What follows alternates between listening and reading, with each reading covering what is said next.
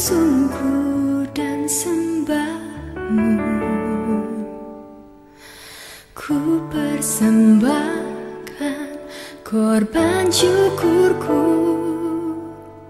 yang terbaik bagimu.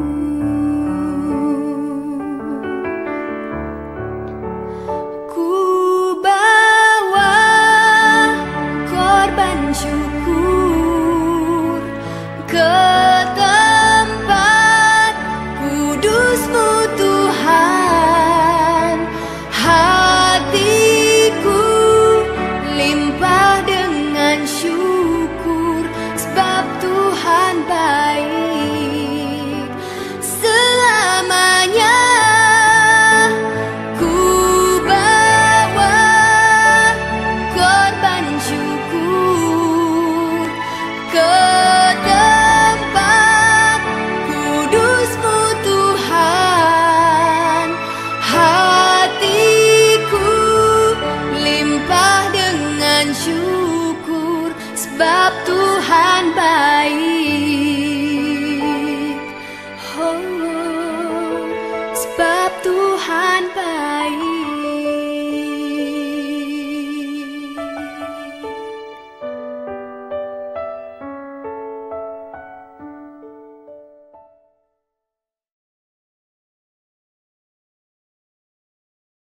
Shalom. Saya mau sangat mengucap syukur kepada Tuhan di mana pada saat ini saya diberi kesempatan untuk dapat melayani persekutuan doa jemaat. Sebelum kita memulai ibadah kita, memulai perenungan kita pada malam hari ini, mari kita bersatu di dalam doa. Bapa, kami ucap syukur di mana Engkau tetap memberikan kami kesempatan untuk terus bersekutu kepadamu ya Tuhan. Meskipun mungkin pada saat ini kami tidak dapat berkumpul secara jasmani, tetapi Engkau terus kuatkan kami untuk tetap berkumpul secara rohani, di mana kami juga dapat saling menguatkan satu sama lain, saling mengingatkan dan saling merenungkan firman Tuhan, supaya kami diberkati di dalam kehidupan kami. Kami tahu pada saat situasi yang tidak mudah ini, biarlah Engkau terus mampukan kami untuk terus bersandar kepada kasih karunia-Mu dan penyertaan-Mu di dalam kehidupan kami. Kiranya Engkau juga siapkan setiap hati kami untuk menerima siraman firman-Mu ya Tuhan. Engkau juga kiranya berkati lidah dan bibir hamba-Mu yang akan menyampaikan firman Tuhan. Kiranya Engkau juga sertai supaya firman Tuhan ini dapat disampaikan dengan baik dan dapat diterima dengan baik dan bertumbuh subur di dalam hati setiap kami. Terima kasih Tuhan, kami serahkan perenungan kami pada saat ini ke dalam tangan kasih-Mu di dalam nama Tuhan kami, Yesus Kristus. Amin. Baik, pada saat ini kita akan merenungkan firman Tuhan yang terambil dari Daniel. Kitab Daniel pasal 9 ayat 1 sampai 19. Daniel pasal 9 ayat 1 sampai 19.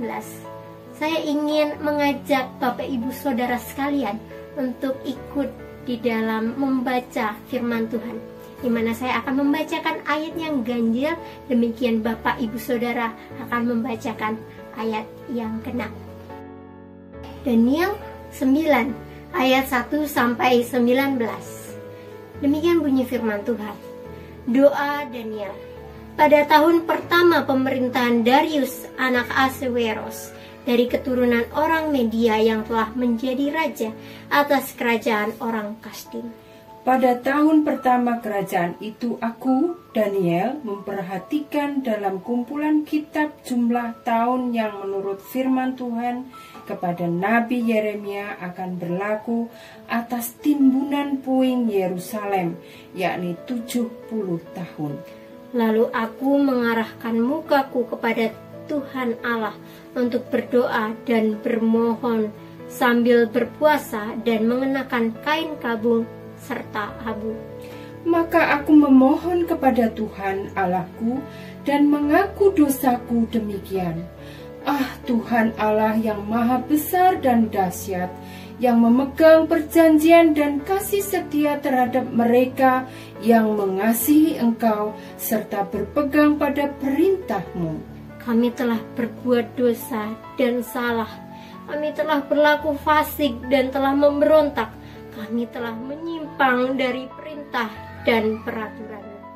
Dan kami tidak taat kepada hamba-hamba-Mu, para nabi yang telah berbicara atas nama-Mu, kepada raja-raja kami, kepada pemimpin-pemimpin kami, kepada bapa-bapa kami, dan kepada segenap rakyat negeri. Ya Tuhan, Engkaulah yang benar, tetapi patutlah kami malu seperti pada hari ini. Kami orang-orang Yehuda, penduduk kota Yerusalem, dan segenap orang Israel, mereka yang dekat dan mereka yang jauh, di segala negeri kemana Engkau telah membuang mereka, oleh karena mereka berlaku murtad terhadap Engkau. Ya Tuhan kami, raja-raja kami, pemimpin-pemimpin kami, dan bapa-bapa kami patutlah malu, sebab kami telah berbuat dosa terhadap Engkau. Pada Tuhan Allah kami dan kesayangan dan kemampuan, walaupun kami telah memberontak terhadap Dia, dan tidak mendengarkan suara Tuhan Allah kami yang menyuruh kami hidup menurut hukum yang telah diberikannya kepada kami dengan perantaraan para nabi dan hamba-hambanya. Segenap orang Israel telah melanggar hukum-Mu dan menyimpang karena tidak mendengarkan suara-Mu. Sebab itu telah dicurahkan ke atas kami kutuk dan sumpah yang tertulis dalam kitab Taurat Musa, hamba Allah itu, sebab kami telah berbuat dosa terhadap Dia. Dan telah ditetapkannya firman-Nya yang diucapkannya terhadap kami dan terhadap orang-orang yang telah memerintah kami, yakni bahwa akan didatangkannya kepada kami malapetaka yang besar, yang belum pernah terjadi di bawah semesta langit, seperti di Yerusalem. Seperti yang tertulis dalam kitab Taurat Musa, segala malapetaka ini telah menimpa kami, dan kami tidak memohon belas kasihan Tuhan Allah kami dengan berbalik dari segala kesalahan kami dan memperhatikan kebenaran yang daripada-Mu. Sebab itu Tuhan bersiap dengan malapetaka itu dan mendatangkannya kepada kami, karena Tuhan Allah kami adalah adil dalam segala perbuatan yang dilakukannya, tetapi kami tidak mendengarkan suaranya. Oleh sebab itu, ya Tuhan Allah kami, yang telah membawa umat-Mu keluar dari tanah Mesir dengan tangan yang kuat dan memasyurkan nama-Mu seperti pada hari ini. Kami telah berbuat dosa, kami telah berlaku fasik. Ya Tuhan, sesuai dengan belas kasihan-Mu, biarlah kiranya murka dan amarah-Mu berlalu dari Yerusalem kota-Mu, gunung-Mu yang kudus. Sebab oleh karena dosa kami dan oleh karena kesalahan nenek moyang kami, maka Yerusalem dan umat-Mu telah menjadi celah bagi semua orang yang di sekeliling kami. Oleh sebab itu, dengarkanlah ya Allah kami doa hamba-Mu ini dan permohonannya, dan sinarilah tempat kudus-Mu yang telah musnah ini dengan wajah-Mu demi Tuhan sendiri. Ya Allahku, arahkanlah telinga-Mu dan dengarlah, bukalah mata-Mu dan lihatlah kebinasaan kami dan kota yang disebut dengan nama-Mu. Sebab kami menyampaikan doa permohonan kami ke hadapan-Mu, bukan berdasarkan jasa-jasa kami, tetapi berdasarkan kasih sayang-Mu yang berlimpah-limpah. Ya Tuhan, dengarlah, ya Tuhan, ampunilah, ya Tuhan, perhatikanlah dan bertindaklah dengan tidak bertangguh, oleh karena Engkau sendiri Allahku, sebab kotamu dan umatmu disebut dengan namamu. Amin. Demikian jauh pembacaan firman Tuhan kali ini. Pada malam hari ini saya rindu untuk mengajak Bapak Ibu Saudara sekalian untuk kita bisa merenungkan firman Tuhan yang terambil dari Daniel ini, di mana firman Tuhan pada malam hari ini akan saya beri tema doa untuk siapa hari ini.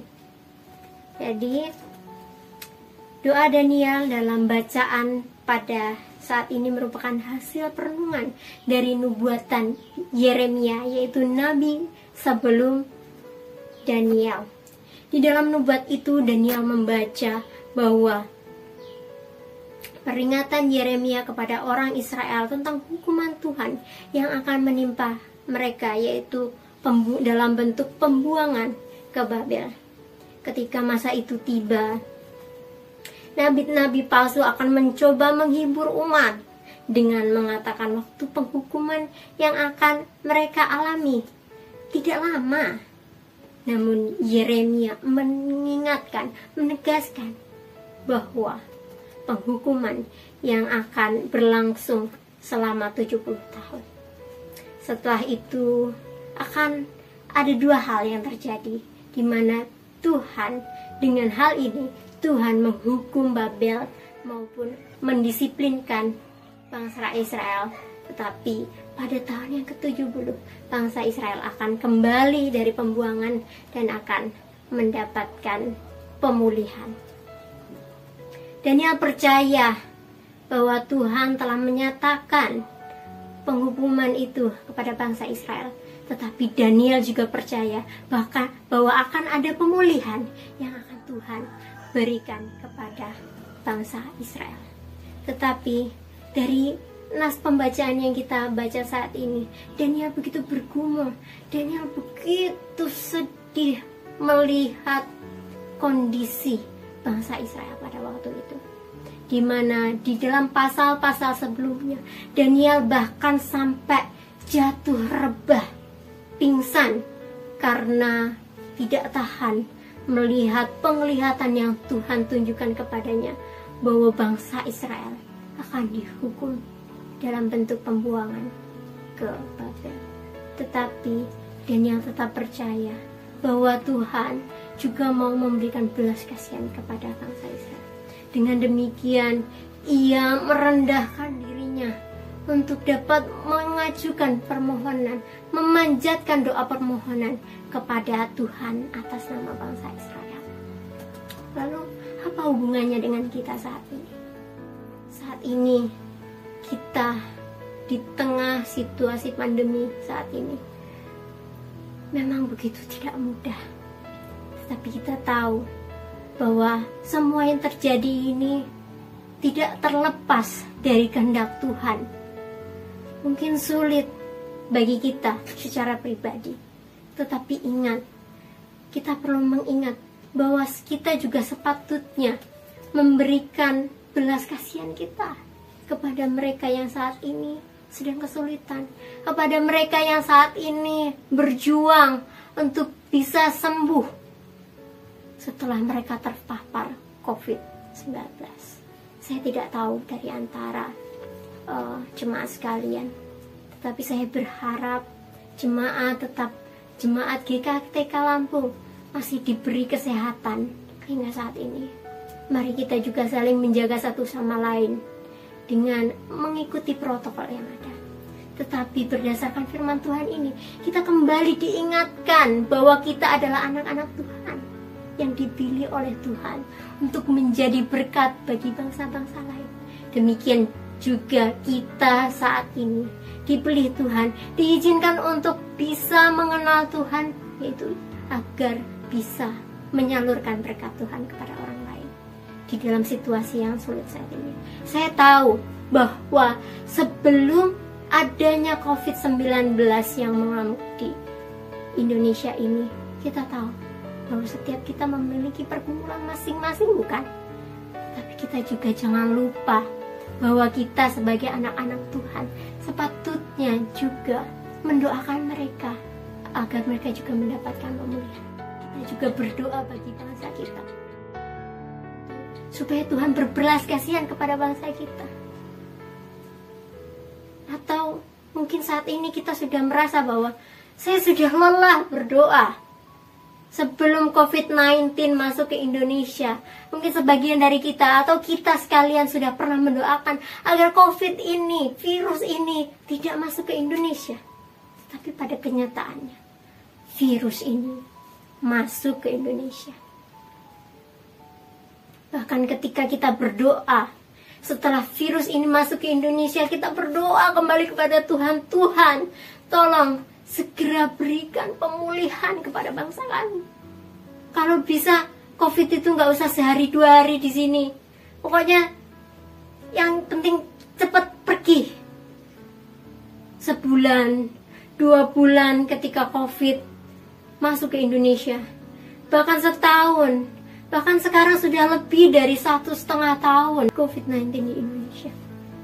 Kenapa justru semakin merajalela? Di mana seperti yang kita dengar, baik dari berita dan lain sebagainya, bahwa COVID-19 ini semakin ganas. Bahkan di daerah Jabodetabek sudah diterapkan penutupan jalan di beberapa ruas jalan karena begitu mengerikan virus ini, di mana penyebarannya saat ini sudah tidak bisa ditanggulangi. Lalu bagaimana dengan kita? Kita perlu untuk menjaga kesehatan kita, tentu perlu. Menjaga kesehatan keluarga kita, tentu saja perlu. Tetapi kita juga harus ingat bahwa kita juga perlu mendoakan bangsa ini. Kita bagian dari bangsa ini. Sudahkah kita memiliki hati untuk dapat mendoakan bangsa ini? Bolehkah kita berkata bahwa COVID ini menyebar bukan karena kami, bukan karena salah saya. Mereka tertular COVID-19 bukan karena salah saya. Itu kan salah mereka sendiri karena mereka tidak taat protokol kesehatan dan lain sebagainya. Tetapi sepatutnya kita sebagai anak-anak Tuhan diberi kesungguhan hati, ketulusan hati, kecerdasan secara kerohanian, secara emosional, supaya kita memiliki hati untuk dapat mendoakan mereka. Seperti yang kita lihat bahwa Daniel di ayat-ayat pertama dari pasal ini, dia mengaku dosa, dia memohon ampun kepada Tuhan. Apakah dia berdosa seperti bangsa-bangsa lain? Apakah dia bersalah seperti orang-orang yang sudah bebal tidak mau mendengarkan firman Tuhan? Tidak, Bapak Ibu Saudara. Dia mau merendahkan diri agar dia mau memposisikan dirinya untuk berdoa kepada Tuhan, memanjatkan doa bagi bangsanya. Sama seperti ketika Tuhan Yesus mau datang ke dunia, bukan karena dia bersalah, bukan karena dia berdosa maka ia disalib di kayu salib, bukan. Apakah dia pantas untuk mati di kayu salib? Tidak, Bapak Ibu Saudara. Apakah dia berdosa makanya ia harus mati di kayu salib? Tidak, Bapak Ibu Saudara. Dari 2 contoh ini saja kita bisa melihat, mari, sudahkah kita merendahkan diri untuk dapat mendoakan bangsa kita, mendoakan negeri kita, mendoakan dunia ini yang tengah kacau dalam kemelut COVID-19 yang tak berkesudahan. Saya pernah mendengarkan salah satu kalimat pengkhotbah yang menyatakan bahwa jangan tanya kapan COVID-19 ini akan berakhir, tapi tanya sama Tuhan, kapan dia datang? Apakah kita sudah siap? Apakah kita sudah menjalankan apa yang ingin Tuhan nyatakan dengan kehadiran diri kita di negeri kita, dengan kehadiran diri kita di tengah lingkungan kita? Sudahkah kita memiliki hati untuk mereka, untuk mendoakan mereka? Doa merupakan langkah pertama dan langkah dasar bagi kita untuk dapat menerapkan firman Tuhan, Demikian selanjutnya kita juga minta kepada Tuhan agar Tuhan mampukan kepada kita untuk memiliki hati tidak hanya mendoakan mereka, tetapi peduli terhadap kehidupan mereka. Di dalam situasi dan kondisi saat ini, saya juga ketika saya masih di kampus, saya sering berbincang melalui telepon dengan orang tua saya. Saya berkata, bagaimana dengan kondisi di rumah? Apa yang bisa kita lakukan di dalam kondisi seperti ini?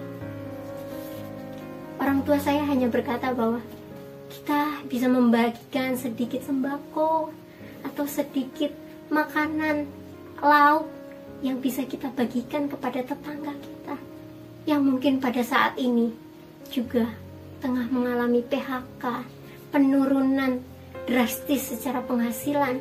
Mereka butuh makan. Itu adalah satu hal yang bisa kita lakukan pada saat ini. Saya yakin mungkin dari gereja sendiri, saya berharap ada sebuah tindakan yang bisa dilakukan untuk dapat tetap berbagi kasih kepada saudara-saudari kita di tengah situasi saat ini. Sudahkah kita berdoa bagi mereka? Sudahkah kita memiliki hati untuk dapat mendoakan orang-orang di sekitar kita, bangsa kita, dunia ini kepada Tuhan? Mari sama-sama kita berdoa kepada Tuhan. Kita tahu kita adalah manusia yang lemah, yang penuh dengan kesalahan mungkin telah berlaku dosa terhadap Tuhan. Sudahkah kita mengakuinya kepada Tuhan? Supaya kita mohon ampun kepada Tuhan, supaya kita dilayakan untuk dapat memanjatkan setiap pokok-pokok doa ini kepada Tuhan. Saya tidak minta Bapak Ibu Saudara 2 jam dalam sehari untuk mendoakan mereka, tidak. Mari kita sediakan waktu, entah itu sebelum tidur atau bangun tidur, kita sediakan waktu. Mungkin 5-10 menit cukup untuk berdoa kepada Tuhan, mendoakan setiap pergumulan kita. Dan jangan lupa mendoakan pergumulan bangsa kita. Demikian firman Tuhan yang dapat saya sampaikan. Mari kita bersatu di dalam doa. Bapa, kami mengucap syukur di mana firman-Mu terus mengingatkan kami, Tuhan, agar memiliki hati sebagai anak-anak-Mu yang Kau pilih untuk menjadi berkat bagi orang-orang lain, bagi bangsa-bangsa lain. Tuhan, Engkau berikanlah hati kami yang sungguh untuk dapat mendoakan mereka, untuk mendapatkan setiap orang-orang yang ada di sekitar kita, maupun mendoakan setiap situasi yang dialami oleh bangsa kita saat ini di tengah kemelut COVID-19. Tuhan, Tuhan, Kau berikan hati pada kami untuk sungguh-sungguh berdoa kepadamu. Kami mohon ampun atas segala dosa-dosa kami, agar Engkau juga mampukan kami untuk memiliki kekuatan lebih untuk dapat memanjatkan doa kami kepadamu, ya Tuhan. Tuhan, kiranya Engkau yang terus mampukan kami untuk dapat berbagi kasih, mendoakan mereka, maupun memberikan apa yang bisa kami berikan sebagai bantuan kepada setiap orang yang saat ini mungkin sedang mengalami kesulitan akibat COVID-19. Tuhan, terima kasih Tuhan, Engkau mampukan kami untuk dapat menjalankan firman-Mu ini di dalam setiap kehidupan kami. Terima kasih Tuhan, kami sudah berdoa dan mengucap syukur. Amin.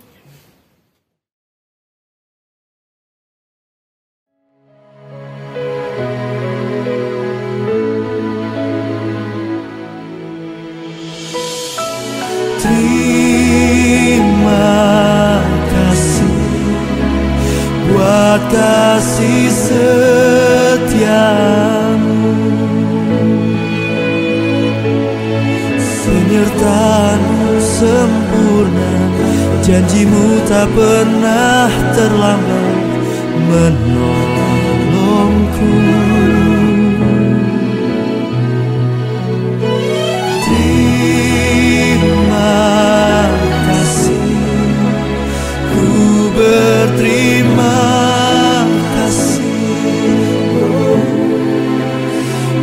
melihat kasih setiamu di dalam hidup.